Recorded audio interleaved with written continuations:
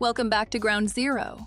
We often find ourselves here dissecting cinema as a reflection of the times, and few periods offer a more fascinating study in contrasts than the 1930s. It was a period defined by hardship, a global economic downturn casting a long shadow, and growing anxieties on the world stage, yet it simultaneously birthed some of the most enduring and imaginative films ever created. The public, facing grim realities, craved both escapism and a sense of hope, and Hollywood responded with a remarkable surge in creativity. From sweeping epics and thrilling adventures to sophisticated comedies and groundbreaking horror, the cinema of this period captured the collective yearning for a brighter future, even as the present felt increasingly precarious. We have carefully curated a selection, poring over the archives to bring you what we consider to be the defining films of this pivotal era, a list of 30 essential titles. We have debated, discussed, and reevaluated, considering not only artistic merit but also cultural impact and lasting legacy. These films were not just entertainment, they were a window into the anxieties, aspirations, and dreams of a generation. Let's get to our rankings.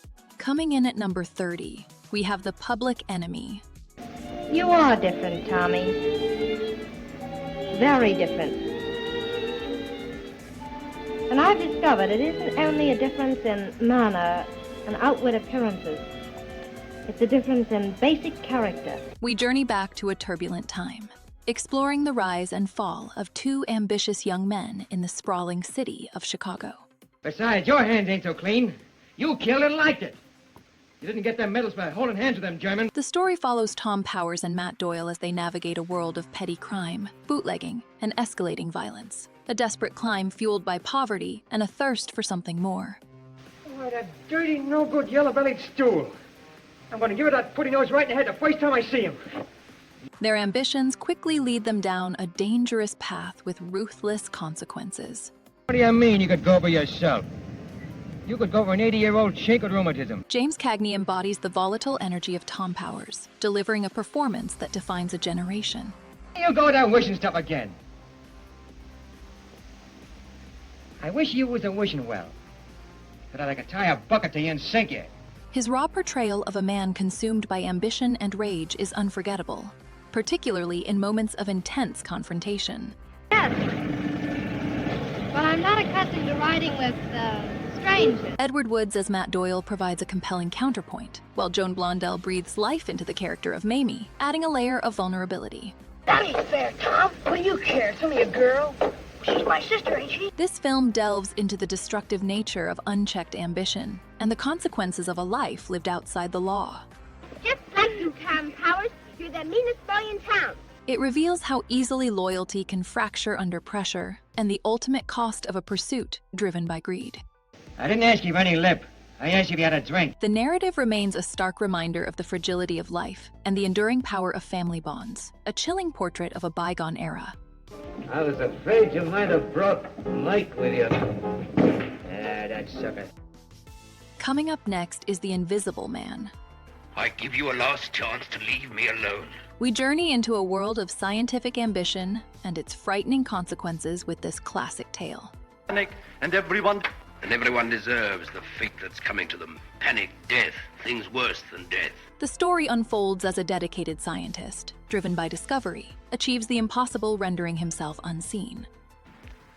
Stroll up and down as though you were waiting for someone. However, this breakthrough quickly spirals out of control, as the power of invisibility fuels a descent into instability, threatening those around him and forcing a desperate search for a remedy. Frozen, not enough to freeze the icicles off an Eskimo. Claude Rains commands the screen, embodying Dr. Jack Griffin with a chilling blend of intellect and growing madness.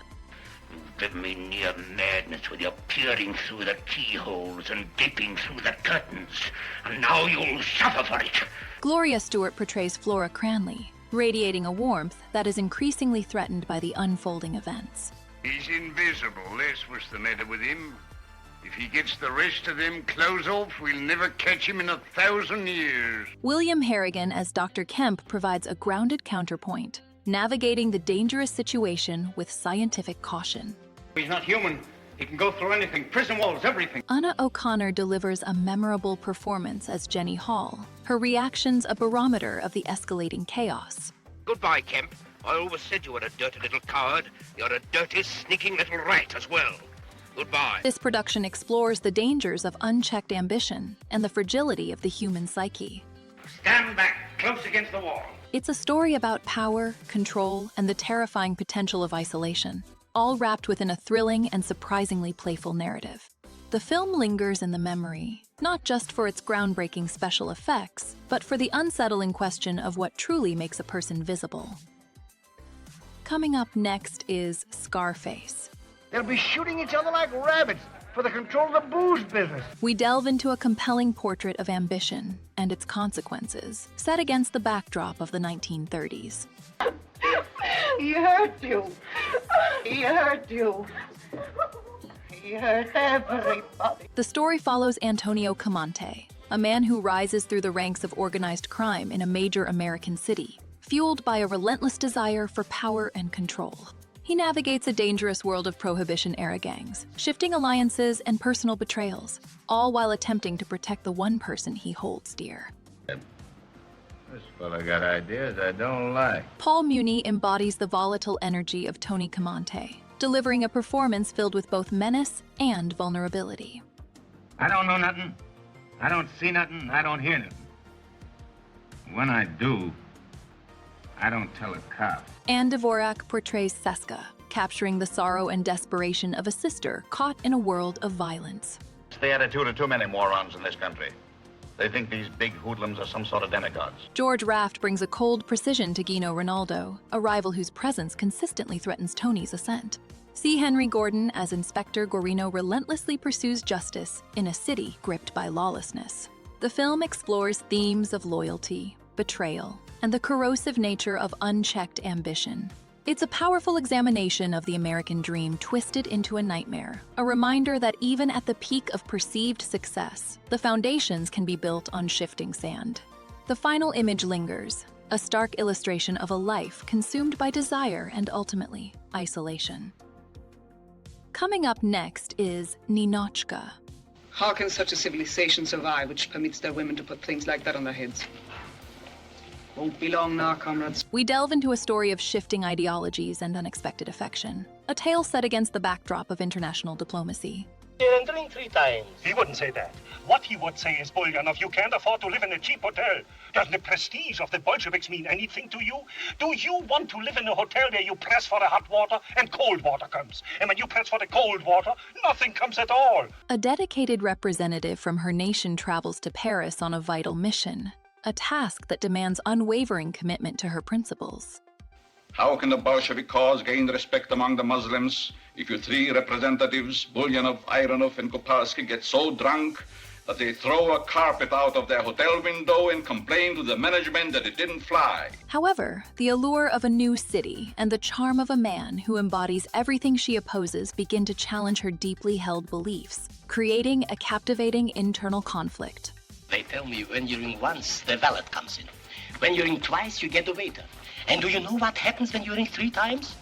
A maid comes in. Greta Garbo graces the screen as Ninotchka, her performance radiating both strength and vulnerability, allowing us to witness a subtle transformation. Love is a romantic designation for a most ordinary biological, or shall we say chemical process.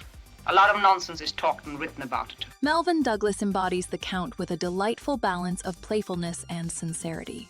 At what? At anything. At the whole ridiculous spectacle of life, at people being so serious, taking themselves pompously, exaggerating their own importance. If you can't think of anything else to laugh at, you can laugh at you and me. Ina Claire adds layers of elegance as the Grand Duchess, portraying a world of faded aristocracy, while Bela Lugosi's presence as the Commissar provides a strong, authoritative counterpoint to the developing romance. Russian. I love Russians. Comrade, I've been fascinated by your 5-year plan for the last 15 years. The film brilliantly explores themes of love, duty, and the universal human desire for connection, all while delivering a clever, sophisticated comedy. Basic material, you may not be bad, but you are the unfortunate product of a doomed culture. I feel very sorry for you. Lubitsch's masterful direction and the cast's chemistry create a world of sparkling wit and undeniable charm, fostering a sense of joyous liberation. a quiet rebellion against rigid expectations that continues to resonate with audiences. A moment, you charming little grace. I want you to meet Ninotchka. You two are meant for each other. Coming up next is Mr. Deeds Goes to Town. About my playing the tuba. Seems like a lot of fuss has been made about that. If a man's crazy just because he plays the tuba, then somebody better look into it. We delve into a story that resonates with a timeless charm centered around Longfellow Deeds, a simple man from a quiet corner of the United States. Puzzles me why these people all want to work for nothing. It isn't natural. So I guess I better think about it some more. When an unexpected inheritance catapults him into the bustling heart of a major city, he finds himself navigating a world vastly different from everything he has ever known. Wasting your time. He doesn't want any lawyers. He's sunk so low he doesn't want help from anybody. You can take a bow for that. A sweller guy has ever hit this town and you crucified him for a couple of stinking headlines. You've done your bit. Now stay out of his way. The narrative follows his journey as he attempts to remain true to himself amidst newfound wealth and relentless attention. Mr. Deeds, there has been a great deal of damaging testimony against you. Your behavior, to say the least, has been most strange. But in the opinion of the court, you are not only sane, but you're the sanest man that ever walked into this courtroom. Gary Cooper embodies the earnestness of Longfellow Deeds, portraying a man whose inherent goodness shines through every interaction. It's like I'm out in a big boat and I see one fella in a rowboat who's tired of rowing and wants a free ride, and another fellow who's drowning. Who would you expect me to rescue, Mr. Cedar, who's just tired of rowing and wants a free ride, or those men out there who are drowning? Any 10-year-old child will give you the answer to that. Jean Arthur, as Babe Bennett, delivers a wonderfully nuanced performance, showcasing a character initially motivated by journalistic ambition, who then finds her assumptions challenged. The dumbest, stupidest, most imbecilic idiot in the world, or else he's the grandest thing alive. I can't make him out. I'm crucifying him. George Bancroft adds a compelling edge as McWade, skillfully revealing the complexities of the city's power brokers. Corn-fed bohunk like that falling into the simple fortune is hot. This film elegantly explores the contrasts between rural sincerity and urban cynicism, questioning what truly constitutes a valuable life. Well, you'll not only see those, but before the evening's half through, you'll be leaning against the Leaning Tower of Pisa. You'll mount Mount Everest. I'll show you the pyramids and all the little pyramides leaping from sphinx to sphinx. We find a story about generosity and the importance of remaining grounded in one's values, especially when faced with societal pressures. He's been the victim of every conniving crook in town. The newspapers pounced on him, made him a target for their feeble humor. It remains a reminder that simple kindness and a genuine heart can illuminate even the darkest of times, continuing to inspire audiences with its hopeful message. When the servant comes in, Mr. Heller, I'm going to ask him to show you to the door. Many people don't know where it is. Coming up next is the 39 Steps. All the information's inside Memory's head. But I still don't understand. Don't you see? The details of that Air Minister's secret were bottled, memorized by this little man, and then replaced before anyone could find out. We consider this film a foundational piece of suspense, a breathless race against time set against the backdrop of the 1930s. And this bullet stuck among the hymns, eh? Well, I'm not surprised, Mr. Hannay. Some of those hymns are terrible hard to get through. The story plunges us into a world of espionage, when Richard Hannay finds himself embroiled in a web of deceit after a mysterious woman arrives at his flat, tragically injured. Oh, but only at first. Got over that long time ago. When I first took the crime, I was quite squeamish about it. I was the most sensitive. He is then thrust into a frantic journey to Scotland, desperately attempting to uncover a network known as the 39 Steps and clear his name. Steps! 39 Steps is an organization of spies, collecting information on behalf of the Foreign Office of... Robert Donat embodies Hannay with a charm and urgency, skillfully portraying a man caught between innocence and accusation. Ladies and gentlemen, I apologize for my hesitation in rising just now, but to tell you the simple truth, I'd entirely failed while listening to the chairman's flattering description of the next speaker to realize he was talking about me. Madeleine Carroll as Pamela provides a compelling counterpoint, her initial skepticism gradually giving way to reluctant assistance, a dynamic particularly effective in the train carriage sequence. They are not stopped. It's only a matter of days, perhaps hours, before the secret is out of the country. Lucy Mannheim delivers a memorable performance as the enigmatic Annabella Smith, adding layers of intrigue to the unfolding mystery. There is a man in Scotland whom I must visit next if anything is to be done. The film masterfully explores themes of mistaken identity, national security, and the power of perseverance. There are 20 million women in this island, and I've got to be chained to you. We find it a masterclass in building tension, each scene expertly crafted to heighten the stakes for Hannay. What are the 39 steps? Come on, answer up! It's a testament to storytelling, a reminder that even in the face of overwhelming odds, courage and quick thinking can prevail, creating a thrilling experience that lingers in memory. What you are laughing at just now is true. Coming up next is You Can't Take It With You. If it's against the law to make fireworks without license, I guess we're guilty of that too, because we've been doing it a long time. We journey back to a story celebrating the joy of simply being, a narrative crafted with warmth and wit by George Softman and Moss Hart. When things go a little bad nowadays, you go out and get yourself an ism and you're in business. The film introduces us to Alice Sycamore, who finds herself caught between a blossoming romance with Tony Kirby and the starkly contrasting values of his very proper family. I'll make him sell if I have to drive him out with stink bombs. It's a delightful exploration of how love and happiness can thrive, even amidst the most unconventional of circumstances. The perfect hobby should improve the body as well as the mind. The Romans were great people. Why? What was their hobby? Wrestling. Sean Arthur embodies Alice with a radiant spirit, beautifully portraying her struggle to bridge two worlds. He just suddenly left business one day. He'd start up in the elevator, turned around, came right down again, never went back. He could have been a rich man, but said he wasn't having any fun. James Stewart as Tony Kirby captures the initial discomfort and eventual charm of the Sycamore's world. You're no businessman. You're like a lion in the jungle. Yes, and I've got the longest and the sharpest claws, too. Lionel Barrymore shines as the philosophical Grandpa Vanderhoff, a man who has deliberately chosen a life unbound by societal expectations. Maybe it'd stop you trying to be so desperate about making more money than you can ever use. You can't take it with you, Mr. Kirby. So what good is it? Edward Arnold delivers a commanding performance as the stern Mr. Kirby, representing the pressures of conventional society. I know Ramsey. He'll never let himself be absorbed by anybody. This film from Frank Capra gently explores the importance of individuality and the search for authentic happiness. Poorer than any of these people that you call scum, because I'll guarantee at least they've got some friends. It's a reminder that true wealth lies not in possessions, but in the bonds we share and the passions we pursue. Constitution. Constitution's been paid for years ago.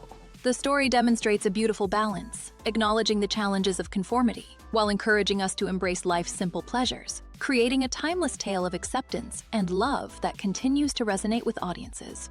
Remember, all we ask is just to go along the way. Coming up next is A Night at the Opera. Don't you see you'll be a patron of the opera? You'll get into society. Then you can marry me and they'll kick you out of society. And all you've lost is $200,000. We delve into a whirlwind of comedic chaos as the Marx Brothers navigate the opulent world of high society and grand opera, all in pursuit of uniting two star-crossed lovers. The party of the first part should be known in this contract as the party of the first part. A boisterous manager and his eccentric companions set out to launch a career, leaving a trail of upended dignity and bewildered aristocrats in their wake. Every time I get romantic with you, you want to talk business. I don't know, there's something about me that brings out the business in every woman. The film presents a delightful collision of order and anarchy, a testament to comedic brilliance. You're willing to pay him $1,000 a night just for singing? Why, you can get a phonograph record of Minnie the Moocher for 75 cents. Groucho Marx portraying Otis B. Driftwood commands every scene with effortless confidence and sharp wit. Because she reminded me of you. Really? Of course. That's why I'm sitting here with you. Because you remind me of you. Your eyes, your throat, your lips. Everything about you reminds me of you. Except you. How do you account for that? Alan Jones as Riccardo Baroni embodies the hopeful tenor, his vocal prowess beautifully showcased throughout the narrative. How we happened to come to America is a great story, but I don't tell that. Chico Marx delivers a masterclass in physical comedy, while Harpo's silent antics are a source of constant amusement. Mother was a well-known bass singer, and his father was the first man to stuff spaghetti with bicarbonate of soda. thus causing and curing indigestion at the same time. Kitty Carlisle adds grace and charm as Rosa, the object of Ricardo's affection, enriching the unfolding romance. I counted 5,000 sheep in those 3 beds, so I had to have another bed to sleep in. You wouldn't want me to sleep with the sheep, would you? The story gently explores the themes of ambition, class, and the pursuit of love, all viewed through a wonderfully absurd lens. I have here an accident policy that'll absolutely protect you no matter what happens. If you lose a leg, we help you look for it. We find that even amid the grandest of settings, genuine connection and humor can flourish. How many men do you suppose adoring a handsome Sally nowadays? Why, you can count them on the fingers of one hand, my good woman. The film offers a timeless escape, reminding us to embrace the unexpected and find joy in the ridiculous, inviting repeated viewings and sustained appreciation. See the spaghetti, don't you? Now, behind that spaghetti is none other than Hyman Gottlieb, director of the New York Opera Company. Coming up next is The Lady Vanishes. I never think you should judge any country by its politics. After all, we English are quite honest by nature, aren't we? We delve into a captivating tale unfolding aboard a European express train. A journey disrupted by an avalanche and a far more unsettling disappearance. The big father and mother mountain with their white snow hats, and their nephews and nieces, not quite so big, with smaller hats. Iris Henderson finds her holiday complicated when her elderly traveling companion, Miss Froy, vanishes into thin air, and a sinister conspiracy begins to unravel as fellow passengers deny the woman ever existed. I don't see how a thing like cricket can make you forget seeing people. It is a compelling mystery crafted with expert precision. Father always taught me never desert a lady in trouble. He even carried that as far as marrying Mother. Margaret Lockwood portrays Iris with a delightful blend of determination and vulnerability, drawing us into her growing anxiety. I've no regrets. I've been everywhere and done everything. I've eaten caviar at Cannes, sausage rolls with the dogs. I've played baccarat at Biarritz, and darts with the rural dean. Michael Redgrave delivers a charming performance as Gilbert Redman. Initially skeptical, but quickly drawn into the investigation alongside Iris. Doris, Miss Henderson speaking. Look, someone upstairs is playing musical chairs with an elephant. Move one of them out, will you? I want to get some sleep. Naunton Wayne and Basil Radford, as Caldecott and Charters, provide moments of levity, their rigid British sensibilities delightfully contrasting the growing tension. Well, I don't want to rub it in, but if you hadn't insisted on standing up until they'd finished their national anthem... Alfred Hitchcock masterfully blends suspense, humor, and romance, creating a film that equally engages the mind and the heart. You're the most contemptible person I've ever met in all my life. The narrative explores themes of trust and perception, illustrating how easily reality can be manipulated. England on the brink? Yes, but that's newspaper sensationalism. The old country's been in some tight corners before. We find ourselves captivated by this tightly woven story, pondering the fragile nature of truth and the courage it takes to seek it out, even in the face of overwhelming doubt. It's always been my contention that the Hungarian Rhapsody is not their national anthem. Coming up next is Angels with Dirty Faces. What earthly good is it for me to teach that honesty is the best policy when all around they see that dishonesty is a better policy? We delve into a story of intertwined destinies, set within the crowded streets of the 1930s. I think in order to be afraid, you gotta have a heart. I don't think I got one. I had that cut out of me a long time ago. It follows the diverging paths of Rocky Sullivan and Jerry Connolly, childhood friends who find themselves on opposite sides of the law. If I don't get that dough in 3 minutes, Fraser's gonna be splashed all over the best hideout in town. One embraces a life of crime, while the other dedicates himself to the church and the community they both once knew. You've been a hero to these kids and hundreds of others all through your life.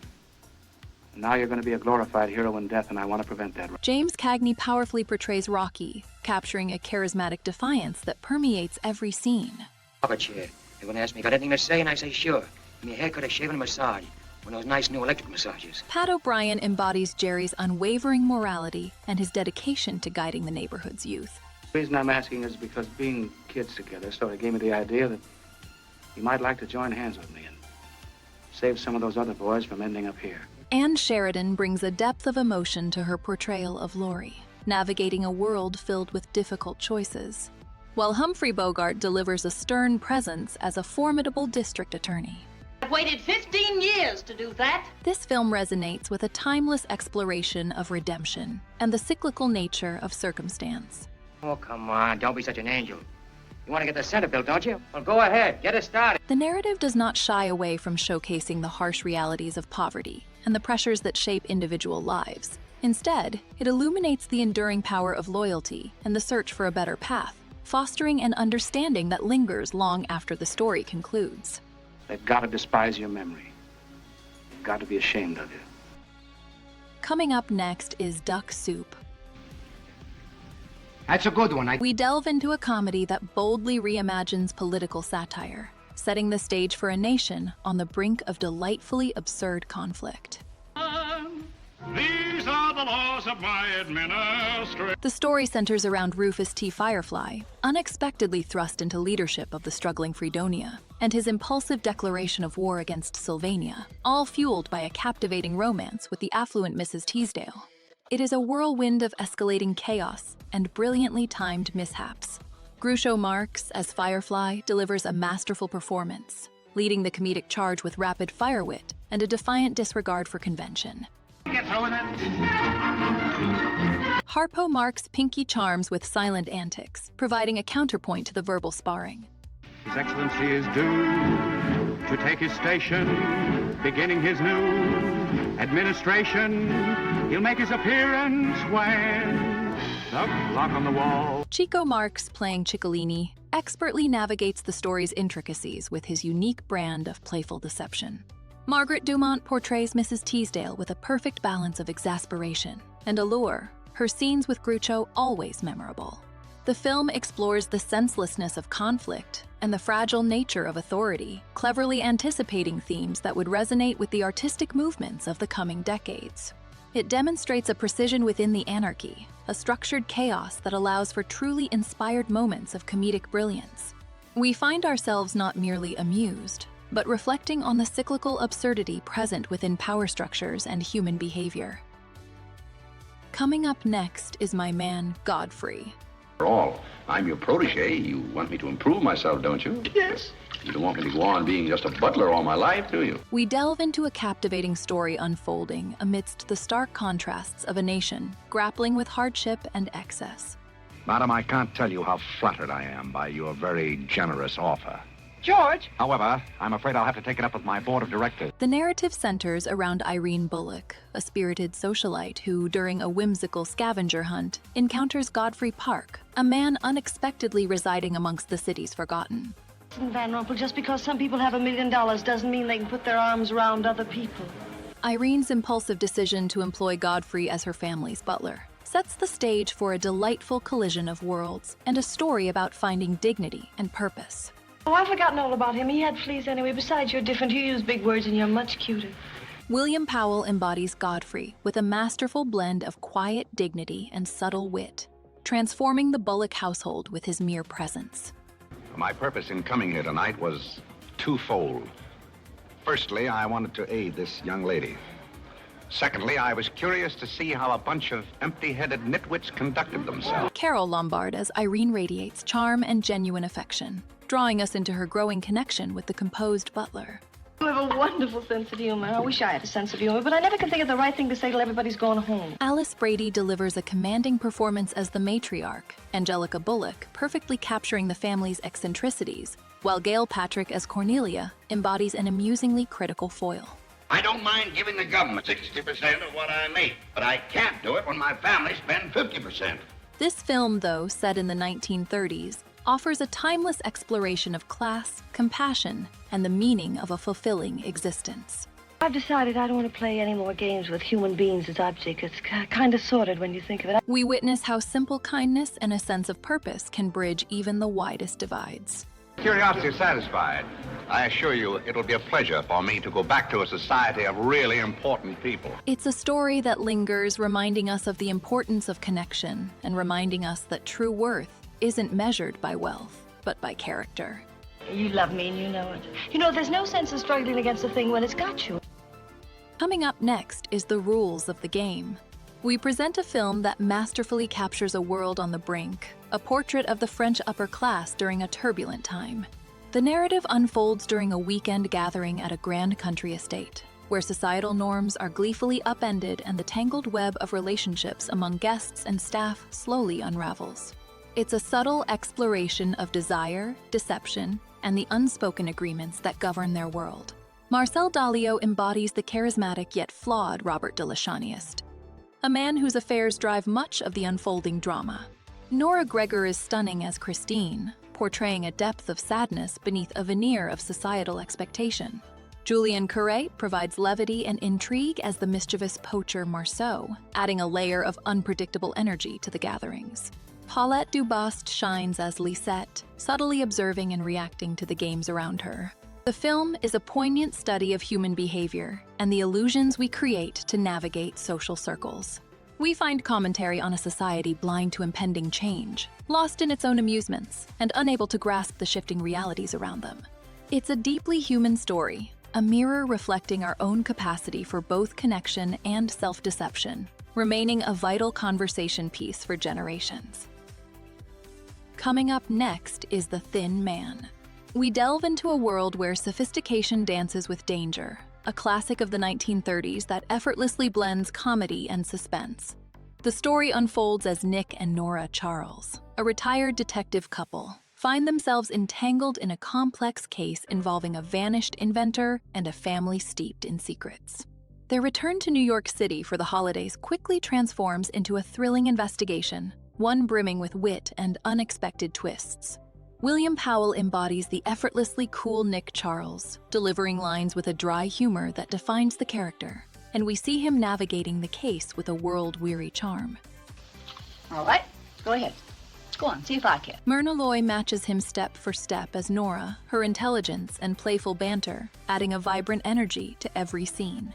Maureen O'Sullivan portrays Dorothy Winant with a delicate vulnerability, adding layers to the central mystery. I don't like crooks. And if I did like them, I wouldn't like crooks that are stool pigeons. And if I did like crooks that are stool pigeons, I still wouldn't like you. Marion, don't go! Marion! The film celebrates partnership and resilience. It shows how even in the face of peril, a strong connection can offer solace and strength. We find a timeless story expertly crafted and beautifully performed that continues to resonate. A reminder that laughter can indeed accompany even the most thrilling of moments, etching a legacy of cinematic delight. Coming up next is Freaks. Oh, you see, monsieur, when I get a chance, I like to take them into the sunshine and let them play like children. We delve into a captivating and unsettling exploration of a traveling circus, a world removed from conventional society. We didn't lie to you, folks. We told you we had living, breathing monstrosities. You laughed at them, shuddered at them, and yet, but for the accident of birth, you might be even as they are.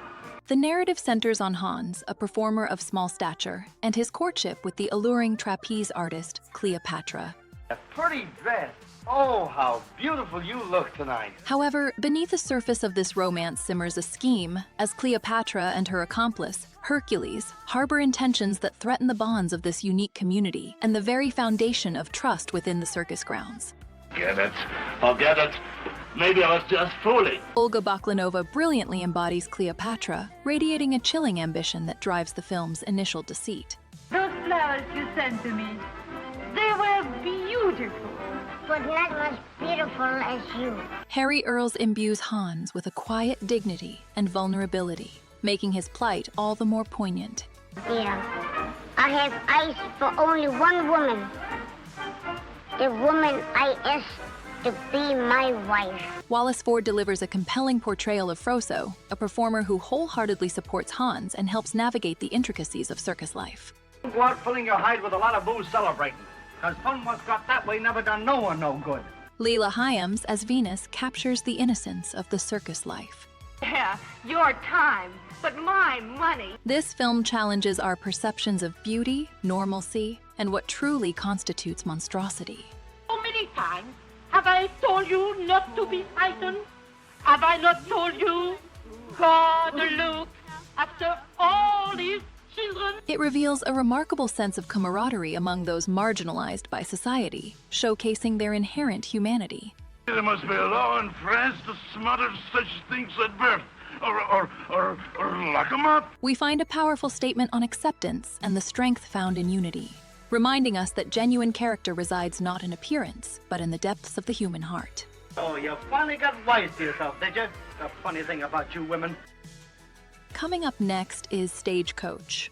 I may never reach that bosom if we go on. So, under the circumstances, you understand, brother, I think it best we go back with the bosoms. I mean, the soldiers. We delve into a compelling tale of a diverse group of travelers, navigating the rugged landscapes of the American frontier in the 19th century. You're going to be hurt, child. Worse than you've ever been hurt. Don't you know that boy's headed back for prison? As they journey by stagecoach, the looming threat of conflict complicates their passage, forcing these strangers to confront not only external dangers, but also the hidden depths within themselves and one another. Stage is going to Lordsburg. If you think it ain't safe to ride along with us, I figure we can get there without you, soldier boys. It's a story of resilience, shared vulnerability, and the evolving dynamics among those thrust together by circumstance. My books. I have a slogan that should be placed on every newspaper in the country. America for Americans. George Bancroft embodies the steadfast Marshal Curly Wilcox, a man dedicated to protecting his passengers through any hardship. Now, folks, if we push on, we can be in Apache Wells by sundown. Soldiers there will give us an escort as far as the ferry. Claire Trevor delivers a powerfully nuanced performance as Dallas, a woman facing judgment and seeking a new beginning. Haven't I any right to live? What have I done? We're the victims of a foul disease called social prejudice, my child. John Wayne portrays the Ringo Kid, a figure driven by a singular purpose, his determination fueling many intense moments. I still got a ranch across the border. And it's a nice place, a real nice place. Trees, grass, water. Thomas Mitchell shines as Doc Josiah Boone, a man wrestling with personal demons alongside his medical duties. I'm not only a philosopher, sir. I'm a fatalist. Somewhere, sometime, there may be the right bullet or the wrong bottle waiting for Josiah Boone. Why worry when or where? The narrative explores themes of prejudice, redemption, and the complexities of the human spirit. But you don't know me. You don't know who I am. I know all I want to know. We witness how preconceived notions crumble in the face of adversity, and how shared experiences can forge unexpected bonds. You wouldn't understand, cowboy. You've never seen an angel, nor a gentlewoman, nor a great lady. The film masterfully portrays the fragility of societal structures when stripped bare, and leaves audiences contemplating the enduring power of compassion, long after the journey concludes. That was my kid brother broke his arm. You did a good job, Doc, even if you was drunk. Coming up next is Bride of Frankenstein. I've been cursed for delving into the mysteries of life. Perhaps death is sacred, and I've profaned it. We present a cinematic experience that expands upon the chilling narrative established previously, delving further into the consequences of tampering with life itself. Look at her, Shelley. Can you believe that bland and lovely brow conceived of Frankenstein? A monster created from cadavers out of rifled graves? The story unfolds as Dr. Frankenstein, haunted by his past actions, finds himself coerced into creating a companion for the creature he brought into the world. A bride born from ambition and shadowed by darkness. Maybe that I'm intended to know the secret of life. It may be part of the divine plan. The tale draws us into a world steeped in Gothic atmosphere, driven by a desperate attempt to control forces beyond understanding. Strange man you call a monster is dead. Monster indeed. You may thank your lucky stars. They sent for me to safeguard life and property. Colin Clive portrays Dr. Frankenstein with a compelling blend of remorse and intellectual arrogance, skillfully conveying the weight of his decisions. I dreamed of being the first to give to the world the secret that God is so jealous of. The formula for life. Boris Karloff embodies the creature with a poignant vulnerability, imbuing the being with a depth of emotion that transcends monstrous appearances. What are you crying for? It's terrible. I know it's terrible. But after all their murders and poor Mr. Henry being brought home to die, I'm glad to see the monster roasted to death before my very eyes. Elsa Lanchester delivers a mesmerizing performance as the bride, her presence haunting and unforgettable. Such an audience needs something stronger than a pretty little love story. So why shouldn't I write of monsters? Ernest Thieseger's Dr. Pretorius is a masterclass in eccentric villainy, skillfully adding layers of complexity to the story. I'd like to drink to our partnership. Do you like gin? It is my only weakness. This film explores themes of ambition, isolation, and the search for acceptance. Oh, Hans, he must be dead. And dead or alive. Nothing can bring our little Maria back to us. We find a narrative filled with artistic flair and clever satire, offering a unique perspective on the classic monster story. It's all the devil's work. And you better cross yourself quick, Martha, before he gets you. It is a testament to James Whale's vision, demonstrating his ability to blend horror with a surprising amount of wit. But this isn't science. It's more like black magic. The story stays with us, a reminder of the dangers of unchecked curiosity and the enduring power of connection. Have a cigar. They're my only weakness. Coming up next is Frankenstein. Patience, patience. I believe in this monster, as you call it. And if you don't, well, you must leave me alone. We delve into a story born from ambition and shadowed by consequence. A tale that resonates through the ages. I have discovered the great ray that first brought life into the world. The narrative follows Henry Frankenstein, driven by a desire to unlock the secrets of life itself. Dawn will be magnificent. All the electrical secrets of heaven. He painstakingly assembles a being from disparate parts, hoping to ignite a spark of existence, unaware of the turmoil his creation will unleash upon a world unprepared for its arrival in the 1600s. The brain that was stolen from my laboratory was a criminal brain. Colin Clive embodies the obsessive, tormented scientist, portraying a man consumed by his singular goal. There can be no wedding while this horrible creation of mine is still alive. I made him with these hands, and with these hands I'll destroy him. Boris Karloff, as the creature, delivers a performance of heartbreaking power and vulnerability, conveying immense sadness without uttering a single word. The brain you stole, Fritz. Think of it. The brain of a dead man, waiting to live again in a body I made with my own hands. Mae Clarke as Elizabeth brings a touch of innocence to the dark proceedings. Herr Frankenstein was interested only in human life.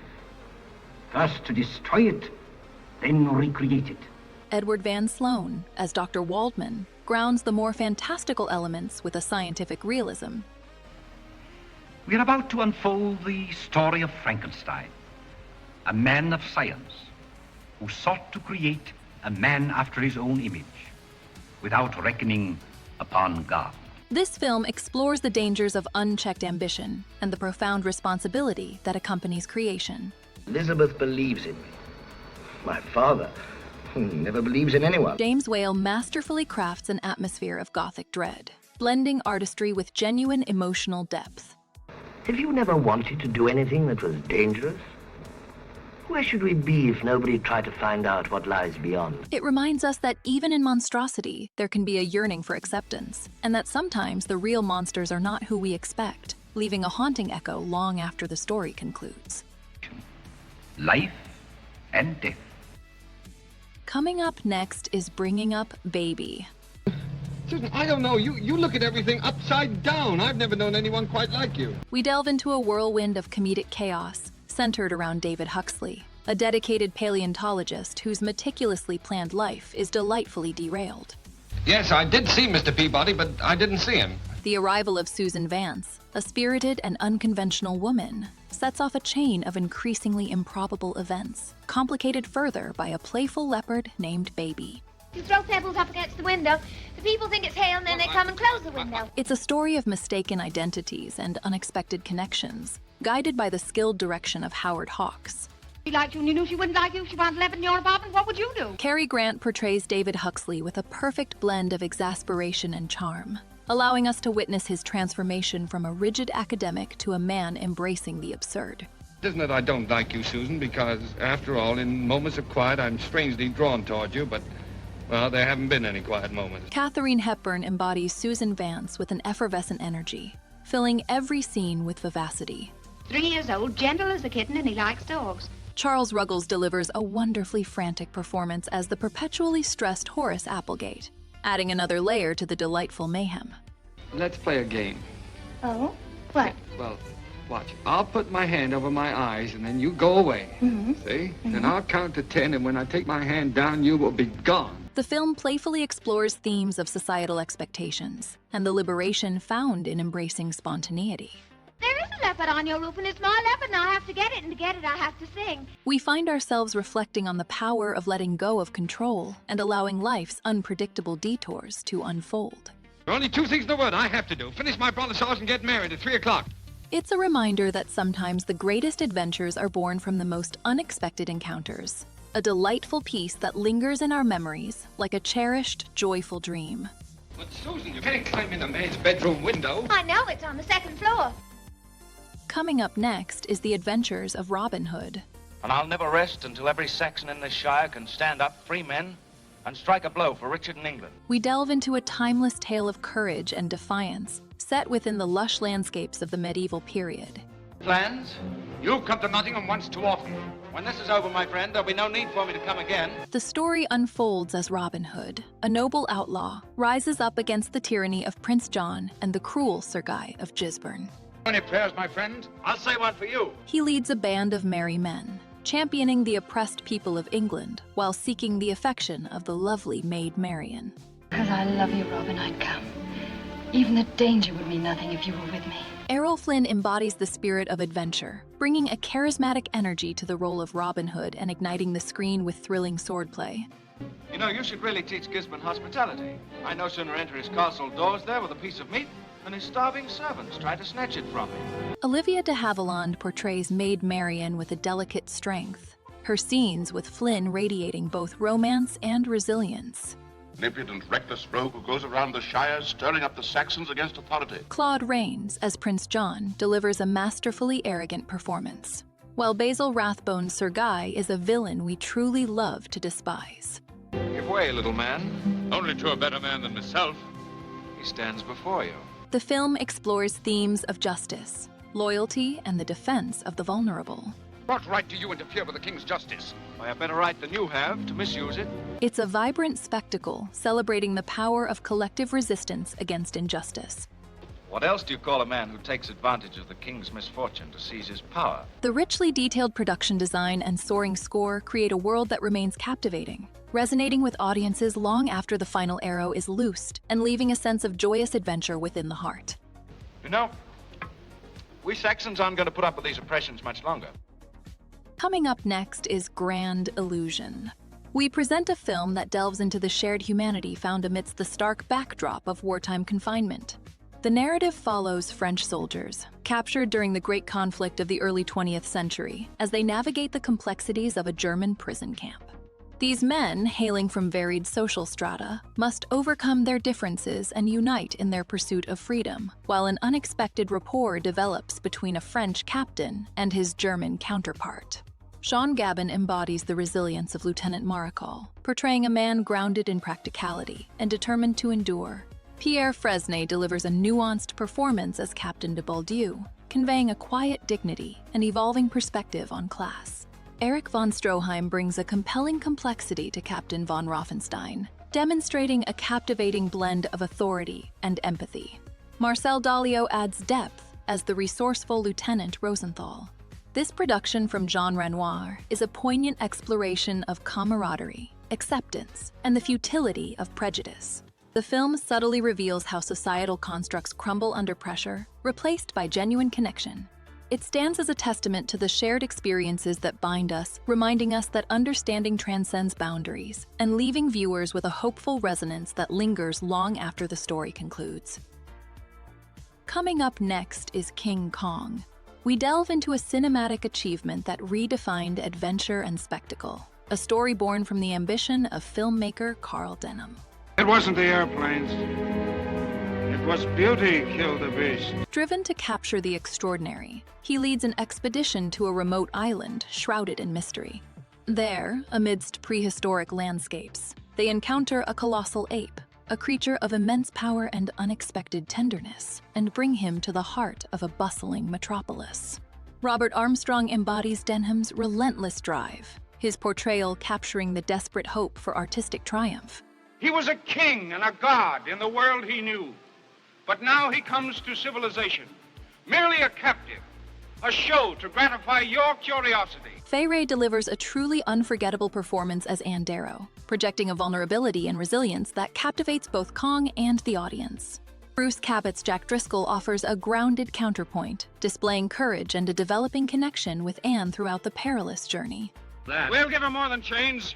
He's always been king of his world, but we'll teach him fear. The narrative explores themes of obsession, exploitation, and the beauty found in even the most formidable of creatures. It reminds us that even when confronted with the unknown, compassion and understanding can bridge the widest divides, creating a world where the lines between monster and marvel become beautifully blurred. Coming up next is All Quiet on the Western Front. It's dirty and painful to die for your country. When it comes to dying for your country, it's better not to die at all. We journey into a stark depiction of the Great War, a time of unprecedented conflict in the early 20th century. There's something I want to say to you, Paul. It's just be on your guard against the women out there. They're no good. The film follows a group of German schoolboys full of patriotic fervor as they enlist for service and are quickly confronted with the brutal realities of life in the trenches. You are the life of the fatherland, you boys. It's a powerful story of lost innocence and the shattering of youthful ideals amidst unrelenting warfare. A struggle for survival where hope fades with each passing day. Some of you may have ambitions. I know of one young man who has great promise as a writer. Lou Ayres embodies Paul Baumer with a quiet intensity, portraying the character's descent from enthusiastic recruit to a shell-shocked soldier. They never taught us anything really useful, like how to light a cigarette in the wind, or make a fire out of wet wood, or bayonet a man in the belly. Louis Wolheim delivers a deeply affecting performance as Stanislaus Kaczynski, a seasoned veteran who becomes a mentor and friend to Paul. We live in the trenches out there. We fight. We try not to be killed. Sometimes we are. That's all. John Ray portrays the unrelenting drill instructor Himmelstoss, creating a character who is both terrifying and pitiful in his own way. When you get in it, the war isn't the way it looks back here. The film powerfully explores the dehumanizing effects of war, showing how it strips away not just physical health, but also empathy and hope. Maybe it was because I was out there with him so long, huh? We witness the relentless toll taken on the young men, far removed from the glory portrayed in propaganda. 80 of us left. The rest is in dressing stations or pushing up daisies. It's a film that lingers, forcing us to confront the enduring cost of conflict and the resilience of the human spirit in the face of unimaginable adversity. A solemn reminder etched into the collective memory. We know how to honor the soldier who goes on in spite of blood and death. Coming up next is It Happened One Night. Behold the walls of Jericho. Maybe not as thick as the ones that Joshua blew down with his trumpet, but a lot safer. You see, I have no trumpet. We revisit a film that captures a spirit of playful rebellion and unexpected connection, a cornerstone of cinema from the 1930s. He doesn't think so much of you either. Well, He blames you for everything that's wrong with me. He says you raised me stupidly. The story centers on Ellie Andrews, who boldly abandons her privileged life to pursue love, and Peter Warren, a resourceful reporter determined to capture her story. Sort of a girl who jump in the surf with me and love it as much as I did. Their paths collide on a cross-country journey, forging an unlikely bond as they navigate the landscapes and challenges of a nation grappling with difficult times. He despises me. Oh, come now. Yes, he does. He despises everything about me. He says that I'm spoiled and selfish and pampered and thoroughly insincere. Clark Gable embodies the quick-witted Peter Warren, bringing a compelling energy to every scene and showcasing a natural charm that resonates throughout the narrative. I never did like the idea of sitting on newspapers. I did it once and all the headlines came over my white pants. On the level, it actually happened. Nobody bought a paper that day. They just followed me around over town and read the news over the seat of my pants. Claudette Colbert shines as Ellie Andrews, beautifully portraying her transformation from a sheltered socialite into a woman embracing a newfound independence. I think I'm a fool and a spoiled brat. Perhaps I am, although I don't see how I can be. People who are spoiled are accustomed to having their own way. I never have. Walter Connolly skillfully depicts the stern and determined father, adding layers of complexity to the family dynamic. Perhaps you're interested in how a man undresses. You know, there's a funny thing about that. Quite a study in psychology. No two men do it alike. At its heart, this film celebrates the power of human connection. I got a couple of machine guns in my suitcase. I'll let you have one of them. May have a little trouble up north. Frank Capra masterfully illustrates how shared experiences can dismantle social barriers and reveal the genuine qualities within us all. There's a sucker to go through with this. That guy Warren is okay. He didn't want the reward. All he asked for was $39.60, what he spent on you. The narrative invites us to consider the true meaning of freedom and happiness, suggesting these are found not in wealth, but in the joy of companionship and authentic experience. A legacy that endures like a warm memory.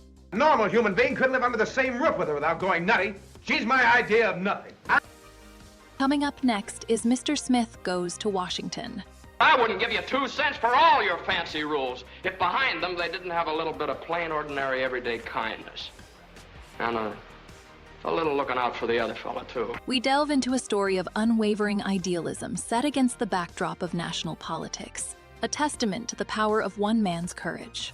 I'm gonna stay right here and fight for this lost cause, even if this room gets filled with lies like these. And the Taylors and all their armies come marching into this place. The narrative follows Jefferson Smith, appointed to the Senate under unexpected circumstances, as he navigates a world rife with corruption and challenges the established order. I can promise you one thing. I'll do nothing to disgrace the office of the United States Senator. It's a film that invites us to consider the very soul of a nation. Get up off the ground.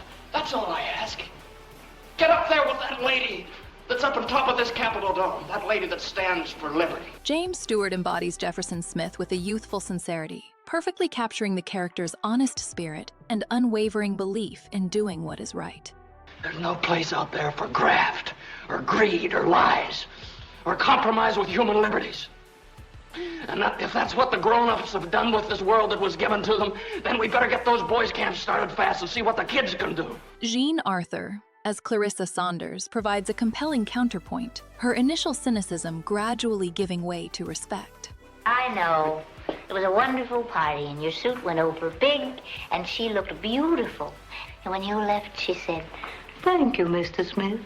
But it was the way she said it, you nearly fell through the floor. Claude Rains masterfully portrays Joseph Payne, a seasoned politician whose smooth exterior hides a calculating mind. I said this is a man's world, Jeff, and you gotta check your ideals outside the door like you do your rubbers. Frank Capra's direction balances moments of levity with deep emotional resonance, exploring themes of integrity, justice, and the importance of civic engagement. Liberty is too precious a thing to be buried in books, Miss Saunders. Men should hold it up in front of them every single day of their lives and say, I'm free to think and to speak. My ancestors couldn't, I can. And my children will. The story reminds us that even in the face of overwhelming opposition, a single voice can ignite change, resonating as a timeless reminder of the principles that underpin a free society and prompting reflection long after the final scene concludes. About Taylor and me and graft and the rotten political corruption of my state, every one of it is true. Coming up next is We delve into a haunting thriller set within a sprawling urban landscape of the 1930s. A city gripped by fear as a predator stalks its most vulnerable citizens. The narrative follows a relentless pursuit of Hans Beckert, a man whose unspeakable acts ignite a furious response from both law enforcement and the criminal underworld, all desperate to bring him to justice. It's a story of mounting tension and a desperate chase through the shadows. Peter Lorre powerfully embodies Beckert, portraying a character defined by inner torment and a desperate attempt to evade capture. Ellen Widman delivers a deeply affecting performance as Frau Beckman, a mother consumed by grief and unwavering resolve. Otto Wernicke, as Inspector Lohman, projects an air of dogged determination, tirelessly leading the investigation. Gustav Grungens, as Schranker, commands the screen with a menacing presence, orchestrating the criminal network's hunt. The film powerfully explores themes of societal breakdown and the collective response to unimaginable evil.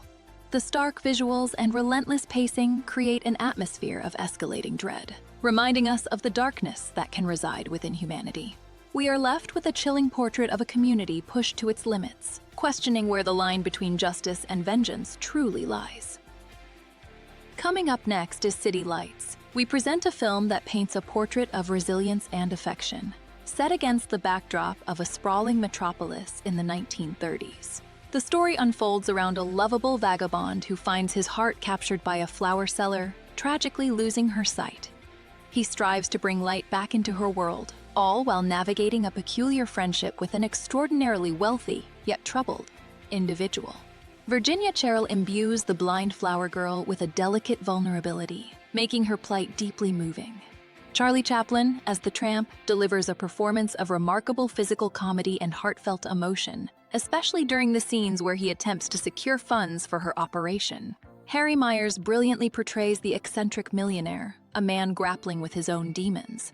This film explores the notion that genuine connection transcends superficialities. We find that true vision is not about what the eyes perceive, but about the empathy and kindness found within the human spirit. The film remains a timeless testament to the power of selfless devotion, offering a lasting echo of compassion and understanding. Coming in at number 3, we have Modern Times. We consider this a beautiful and vital work, a silent film that speaks volumes about the relentless march of progress and its effect on the individual. The story follows a factory worker navigating a rapidly industrializing world, striving for a simple life and connection with a young woman, but finding himself constantly at odds with the machines and systems around him. It's a film that champions the human spirit in the face of overwhelming forces. Paulette Goddard breathes life into the spirited gamin, a character who matches the tramp's resilience with a vibrant energy. Charlie Chaplin, as always, masterfully embodies the struggles of the common man, his physicality conveying a wealth of emotion through every gesture and stumble. Henry Bergman's portrayal of the cafe proprietor adds a touch of gentle warmth to the often harsh landscape. This film from the 1930s deeply resonates with themes of economic hardship and societal change. We find the narrative offering a poignant, yet humorous reflection on the human condition and the search for dignity in a world increasingly defined by automation. It's a testament to Chaplin's genius, a work that continues to inspire empathy and a quiet hope for a more humane future. Coming in at number 2, we have Gone with the Wind. I don't think I will kiss you. Although you need kissing badly. That's what's wrong with you. You should be kissed and often, and by someone who knows how. We consider this a foundational work of cinema, a sweeping historical romance set against the backdrop of the American Civil War and the rebuilding of a nation. Take a good look, my dear. It's a historic moment. You can tell your grandchildren how you watched the Old South disappear one night. The narrative follows Scarlett O'Hara, a woman determined to survive and thrive amidst upheaval, and her complex relationships with those around her, especially the dashing Rhett Butler. In the middle of that beautiful love scene? That wouldn't have been very tactful, would it? But don't worry. Your secret is safe with me. It's a story of resilience, loss, and the changing face of the American South. Isn't it enough that you gathered every other man's heart today? You've always had mine. You cut your teeth on it. Vivien Leigh embodies Scarlett with a fiery intensity, portraying a character both frustrating and captivating as she navigates a world turned upside down. War. This war talk's spoiling all the fun at every party this spring. I get so bored I could scream. Clark Gable as Rhett Butler delivers a performance that is charismatic and layered, his cynical charm perfectly balancing Scarlett's headstrong nature. Not hinting. I'm saying very plainly that the Yankees are better equipped than we. They've got factories, shipyards, coal mines, and a fleet to bottle up our harbors and starve us to death. Leslie Howard portrays Ashley Wilkes with a quiet dignity, creating a triangle of emotions that drive the story forward. Most of the miseries of the world were caused by wars. And when the wars were over, no one ever knew what they were about. This film isn't merely a romance, but a potent examination of societal change and the enduring spirit of those caught within it. I love you more than I've ever loved any woman. I've waited longer for you than I've ever waited for any woman. We find profound observations about the cost of war and the strength required to rebuild, both materially and emotionally. You're like the thief who isn't the least bit sorry he stole, but he's terribly, terribly sorry he's going to jail. The story lingers in the memory, a reminder of the past and a testament to the complexities of the human heart, echoing through the decades. Did you ever think of marrying just for fun? Marriage fun? Fiddly-dee. Fun for men, you mean? Before we get to our number one pick, we have a few films that just missed the cut, but are more than worthy of an honorable mention. Our first honorable mention is Dracula. To die. To be a... We find ourselves transported to a shadowy realm of Transylvanian castles and fog-laden English estates, where the chilling tale of Count Dracula unfolds, establishing a cornerstone of horror cinema.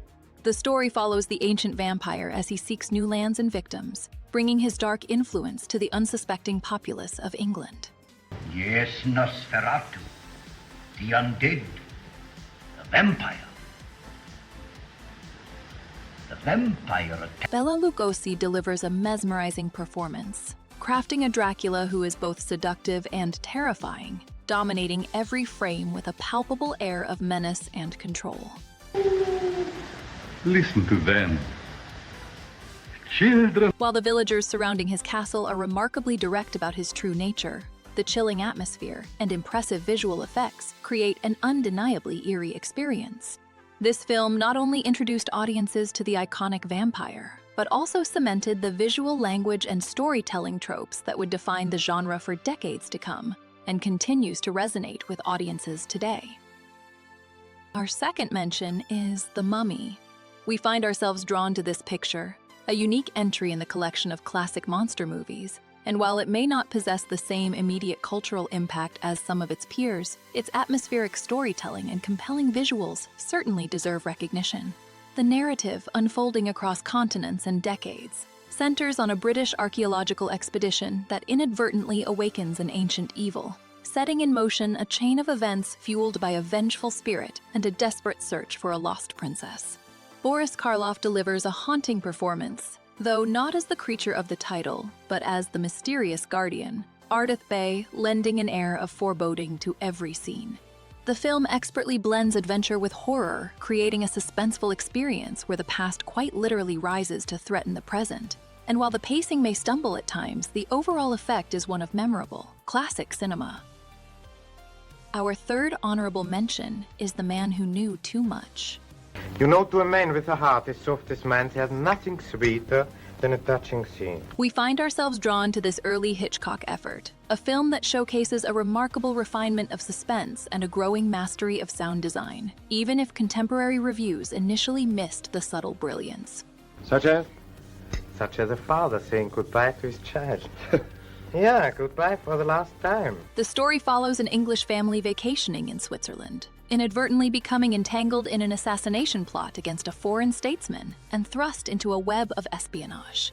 Her, they may soon be leaving us for a long, long journey. What truly elevates this picture is how Hitchcock begins to subtly weave sound into the narrative fabric, building tension not through flashy effects, but through realistic ambient noise and clever substitutions, like shattered glass standing in for gunfire. How is it that Shakespeare says, from which no traveler returns? We observe a clear departure from earlier, more expressive sound work, instead favoring a classical approach where audio amplifies psychological exploration and supports plot development, laying the foundation for his future masterpieces and demonstrating a profound understanding of how to build suspense through implication rather than overt display. We have journeyed through a landscape of cinematic brilliance, from the sweeping romance of stories set against vast backdrops, to the poignant comedy born from hardship and the chilling shadows of early horror. We have witnessed tales of war, societal critique, and daring adventure, explored both the glamorous and the grotesque, and considered films that spoke to a world grappling with immense change and uncertainty. The competition has been fierce, the choices difficult, and the debate passionate. But now, after careful deliberation, we arrive at the apex, the film that encapsulates the spirit of an era defined by both desperation and dreams. And now, the moment we have all been waiting for. Coming in at number 1, we have The Wizard of Oz. Lion, well, I'm Scarecrow. Why anybody? We believe this film remains a cornerstone of cinematic history, a vibrant journey that continues to captivate audiences across generations. Over the rainbow, bluebirds fly. Birds fly over the rainbow. The story centers around Dorothy, swept away from her farm in the American heartland to the fantastical land of Oz, a realm brimming with magic and wonder. Guided by the iconic yellow brick road, she and her newfound companions seek the powerful wizard, hoping to find their way home and fulfill their deepest desires. Judy Garland embodies resilience and hope as Dorothy, carrying the narrative with a touching vulnerability. Oh, that poor little thing. Oh, but Aunt Em, Miss Goats hit Toto right over the back with a rake just because she says he gets in her garden. Ray Bolger's portrayal of the Scarecrow imbues the character with a delightful, endearing clumsiness. Jack Haley brings a poignant metallic grace to the Tin Man, while Bert Lahr's Cowardly Lion offers moments of both comedic relief and genuine heart. If I only had a heart, I'd be tender. Victor Fleming skillfully orchestrates each scene, blending spectacle with intimate emotion. I haven't got a brain, only straw. How can you talk if you haven't got a brain? The film beautifully explores themes of courage, friendship, and the search for belonging, confronting the notion of evil and illustrating the strength found in unity. Afraid of her? Then the next time she squawks, walk right up to her. We find the exploration of inner strength and self-discovery resonates deeply, reminding us that the power to change our circumstances often resides within ourselves, a timeless message that continues to inspire thoughtful reflection. Work to be done. I know 3 shiftless farmhands that'll be... And so, we have reached the end of our journey through the cinematic landscape of the 1930s, presenting a list of 30 films that truly defined an era of innovation and storytelling. From sweeping epics to heartwarming dramas and groundbreaking comedies, these pictures offer a glimpse into a world undergoing immense change, all captured with a unique visual flair. We always want to know what you think, so please share your own favorite films from this golden age in the comments, and let us know if we missed any titles that hold a special place in your heart. More importantly, tell us which era or genre you would like us to explore next, and do not forget to like and subscribe to Ground Zero for more deep dives into film history.